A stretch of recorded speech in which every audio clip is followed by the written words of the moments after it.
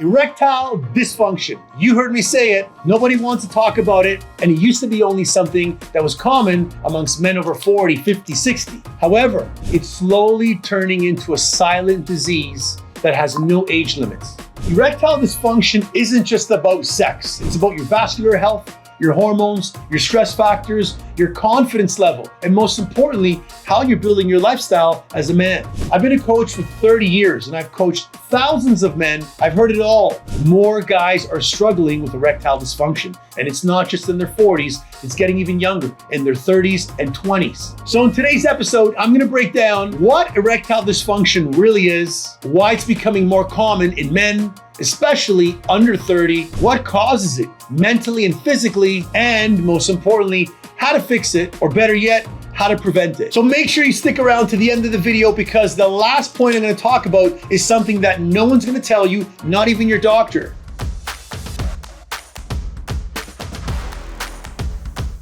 My name is Coach Dimitri. Welcome to the Pure Motivation Podcast Show, and let's get the show started. So let's talk about it. Let's kick it up. So number one, what is erectile dysfunction? Erectile dysfunction is also known as impotence, which means that a man cannot carry an erection or cannot perform in sexual activities for either a certain period of time or on a regular basis. Now, we know that erectile dysfunction has no age limit. And why do we know that? Because more and more men in their 20s and 30s are talking about it or experiencing it. And every man, whether they be young or old, at some point of their age may go through erectile dysfunction. Remember one thing, it's not just about performance, it's a signal through your body.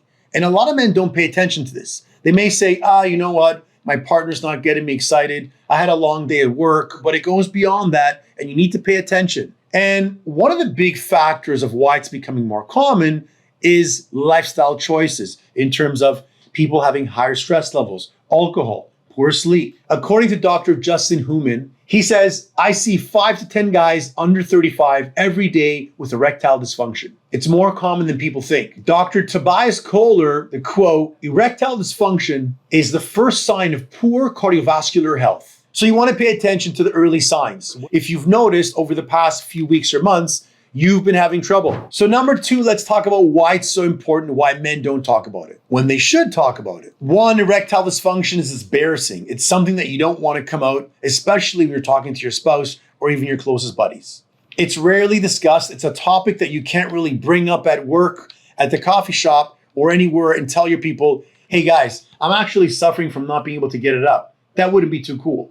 Most men don't even tell their partner, don't even tell their doctors. One of the challenges is it can destroy confidence.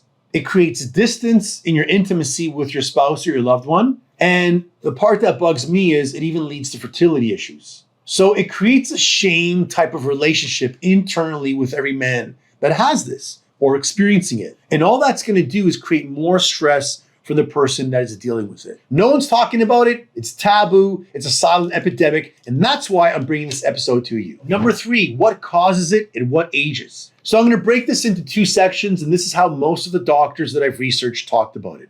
First one is younger men in their 20s and 30s. So for men at this age group, it's most commonly known as a psychogenic state, meaning you're dealing with mental stress, you're dealing with pressure, you're dealing with anxiety to perform. So for younger guys, hormones and blood flow is usually perfectly fine, but their brain is sabotaging it. Most men that suffer with ED that are under 35 are dealing with stress, fear, unrealistic expectations, financial problems. According to Dr. Justin Human, when stress and anxiety enter the room, everything else stops working, even when the body's fine. If you pay attention to it, it makes sense. But when you're constantly judging yourself.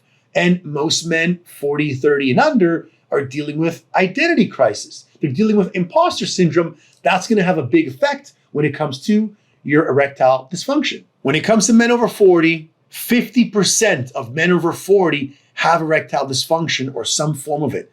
That's crazy, guys. We need to really pay attention to this and we shouldn't keep it silent. Now, when we're coming to the men over 40, it usually comes down to lifestyle factors, nutrition factors, and obviously exercise and a decrease in hormonal. We lose 1 to 2% of testosterone after the age of 30 naturally. Are you able to have good circulation? Are you exercising?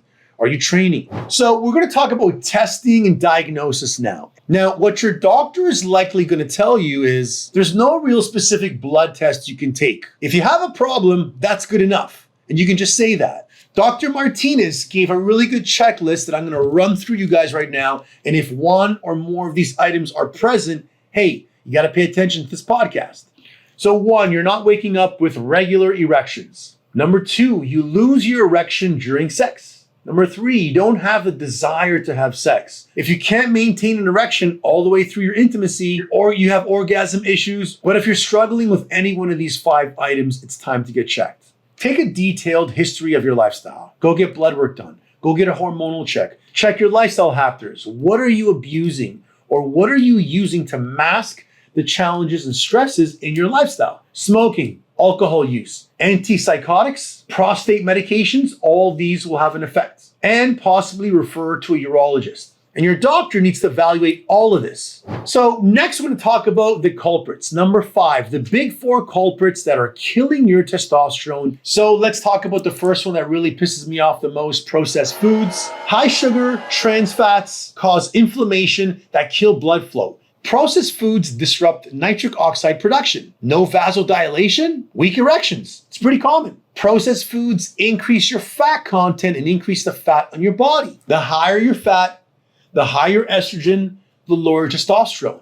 Pay attention. According to Dr. Gabriel Lyon, poor nutrition is one of the most common and overlooked causes of erectile dysfunction. Number 2, the culprit, lack of sleep. Now, I'm not perfect on this. I'm not an angel. However, I've told myself if there's 5 to 6 hours a night of sleep, I'm not going to function properly. So less than 6 to 7 hours of sleep, pay attention here, drops your testosterone by up to 15%. Lack of sleep causes poor recovery, poor arousal, and poor focus. Lack of sleep increases cortisol, which is the hormone that breaks down testosterone, and destroys your sex drive. So, are you going to sleep some more? You better. Number 3, we're talking alcohol consumption. So we already know that alcohol reduces nerve sensitivity and blood flow. And if you're struggling with ED, you got to pay attention to it and cut down or remove the alcohol. And then long-term use of alcohol or any specific drug is going to cut down testosterone production in the long run. Low testosterone production, low sperm production, that's a havoc that's not going to give you the type of erections that you need. I don't care what your age is. And number 4, chronic stress and inflammation. Now, we all know that if we're in a constant fight or flight scenario, it's not proper for your nervous system. Blood vessels constrict under stress, which causes poor blood flow. Chronic inflammation damages the arteries that feed the penis.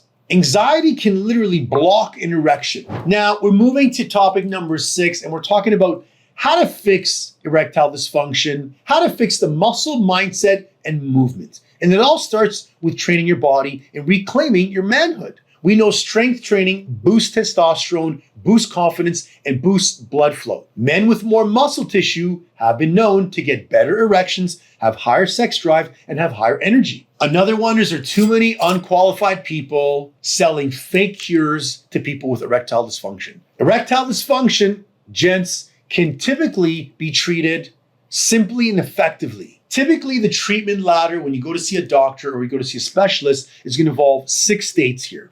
Number 1 is some form of counseling. Simple medication can help. Most doctors will prescribe Viagra. There's another medication called sildenafil. Number 3, there's vacuum erection devices. Penile injections with PRP. Penile implants. Number 5, yes, you've heard of it, last resort. Devices or surgery are often reserved for more severe or non-psychological cases where you can't really deal with it. According to Dr. Lyon, she says, lean muscle mass is the organ of longevity. All right, you've made it to the end, and I want to talk about point number 7. We're talking about the silent cost. What do I mean by that? Erectile dysfunction isn't just about sex. It's about how you show up as a man. Erectile dysfunction is going to destroy your confidence, intimacy, and your fertility. If you're in your 20s and 30s experiencing this, you're going to have serious problems later on. And fertility is the most important one. You want to be able to have kids. If a man doesn't show up and feel confident in the bedroom, he's not confident in his lifestyle or in his work or his performance. The deep truth is this, that most guys wait too long. Remember, you're not alone. You're not broken. You need to take action. You need a structured program and a process to get this done. This podcast may sound awkward to listen to, but it can also be one of the most important messages you can hear because you need to take advantage. You need to take action on this. If you're going through this, don't go through it alone. Don't stay silent. If you need help in breaking this plateau or breaking this type of lifestyle you're in, message me, testosterone baby, and I'll help you out. I'll help you get out of this, and I hope you enjoyed this episode. If you found it helpful, if you found something that can help someone else that you know, if you want to send this to your husband, spouse, uncle, grandfather, whoever, because you think you may help them out, send it to them. Give me a like. Let me know if you subscribed. I want to know what topics you want me to bring to you and help you out. And as always, remember, average is the enemy. Action beats anxiety, and your attitude is everything. See you on the next episode.